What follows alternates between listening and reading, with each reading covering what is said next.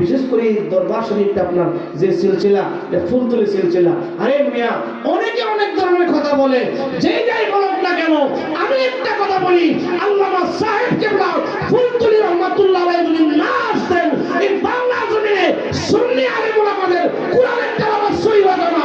ঠিক কিনা বলেন? বাজান, আমার কথা আমি বলি, আমি আলেতে করছি, কোরআন তেলাওয়াত সহি হওয়ার কোনো পথ নাই।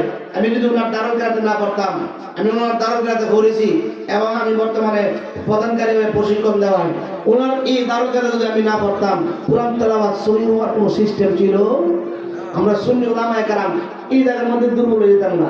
একমাত্র উনি এসে আপনার বাংলাদেশের মধ্যে আপনার কোরআনের তেলাওয়াতটাকে আমাদেরকে সহি করেছেন। তিনি হচ্ছেন আল্লামা সাহেব কেবলা ফুলতলি রহমাতুল্লাহ আলাইহি। জোরে কন্যা সুবহানাল্লাহ। ওই ফুলতলি বা আপনার জকিগঞ্জ, সিলেট জকিগঞ্জের ফুলতলি জমিনে যিনি শুয়ে আছেন আল্লাহর ওলি সাহেব কেবলা ফুলতলি, ওই ফুলতলির সিলসিলা হইল আমার দাদা হুজুরের সিলসিলা। তিনি সেখান থেকে খেলাফত প্রাপ্ত। জোরে কন্যা সুবহানাল্লাহ। বাজান, দিনার মাহফিল ওই জানুয়ারি 15 তারিখ, ওই বালাই হাওয়ারটা পুরোটা ভরপুর হয়ে যায়। কত মানুষ ওই কেউ বলতে পারবে না। কত মানুষ যে হয় এই মাহফিলে 15 জানুয়ারি, এটা কেউ বলতে পারবে না। 8-10 কিলোমিটার আগে গাড়ি রেখে আসতে যাওয়া লাগে। ঠিক না বলেন? বালাই হাওয়া, বিশাল বড় বালাই হাওয়া, সেই বালাই হাওয়ার ভরপুর হয়ে যায় মানুষে। আপনার এই ফুলতলি দরবারে যে মাহফিল, মানুষ মানুষ আর মানুষ, মানুষ আর মানুষ। পুরা সিলেটটা তো ফুলতলির জন্য দেওয়া না, সারা বাংলাদেশে এখন ফুলতলির আশিকান ভক্তবৃন্দ আছে। কারণ একমাত্র একটাই কারণ, কোরআনের কারণে। কিসের কারণে? আমরা কোরআন তেলাওয়াতটা সহি করতে পারছি বাংলাদেশে ওনার মাধ্যমে। ঠিক না বলেন? এটা তো বিশাল বড় একটা আমাদের জন্য পাওয়া। উনি লং মার্চ করেছিলেন, যে দাবি নিয়ে করেছিলেন, শুধু উনি ওনার দরবার নিয়ে লং মার্চ করেছিলেন। আজকে তো আমরা সুন্নিরা ময়দানে আমরা এক হতে পারি না। সুন্নি সব পীর মাসে যদি আমরা এক হতে পারতাম, তাহলে বাংলার জমিনে আমরা যা চাইতাম তাই হইতো। ঠিক কিনা বলেন? 70% সুন্নি বাংলাদেশের মধ্যে, কিন্তু আমাদের একতার কারণে, ইউনিটির কারণে আজকে আমাদের দাম নাই। কিনা কিনা কিনা কিনাই কেউ কথা কি খারাপ কইতেছি? আজকে আমাদের দাম নাই, কারণ আমরা যার যার মধ্যে চলি, নিজেরে নিজে বড় মনে করি। উনি একলা একটা লং মার্চ করছিল, যে দাবি আগে ছিল তখনকার যে সরকার ছিল, ওনার দাবি মানতে হইছে। ঠিক না বলেন?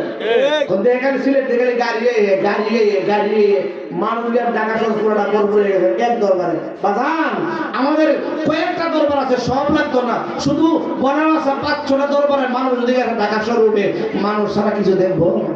মজুরে কোন মানুষ সারা কিছু দেখবো? বন্ধুরা রে আমার, আমাদের তো এরকম হয়ে গেছে। আজকে নোয়াপাড়া বিশ্বের মাহফিল, আমি হুজুরের মুরিদ, হে হুজুরের মাহফিল আমি কেলে যাইতাম। আরে আমি হুজুরের মুরিদ, শহীদুল্লাহ যদি হুজুর হিসাবে হুজুরের মাহফিল আমি কেলে যাইতাম। এই দিয়ে আপনারা খাইছে। ঠিক না বলেন? বাগান হক্কানি ফিরে মসজিদ কখনই কথা বলবে না, এই আমার মুরিদ হিসাব, আমার মাহফিল ছাড়া আর কোনো মাহফিল যাইস না। একটাই বলবে, সুন্নি মাহফিল যেন হইব, সব দিতে হইবে। ঠিক না বলেন? ঠিক না বলেন? আমাদের মধ্যে যেটা আসতো, আমরা যদি একতা হইতে পারতাম, ফুলতলি আল্লামা ফুলতলি রহমাতুল্লাহ আলাইহি যিনি একাই লং মার্চ করে ওনার দাবি আদায় করে আসছিল, আমরা আপনার লং মার্চ করে আমরা যে কোনো সময় যে কোনো দাবি নিয়ে সরকারের কাছে যাইতাম, আমাদের দাবি অবশ্যই অবশ্যই মানত, যদি আমাদের মধ্যে একতা থাকতো। আল্লাহু আকবার। আল্লাহুম্মা সাল্লি আলা সাইয়্যিদিনা Allahumma salli ala sayyidina adna biyana maulana। বাজার মুরিদ দরকার আছে না নাই? মুরিদ হওয়া দরকার আছে না নাই?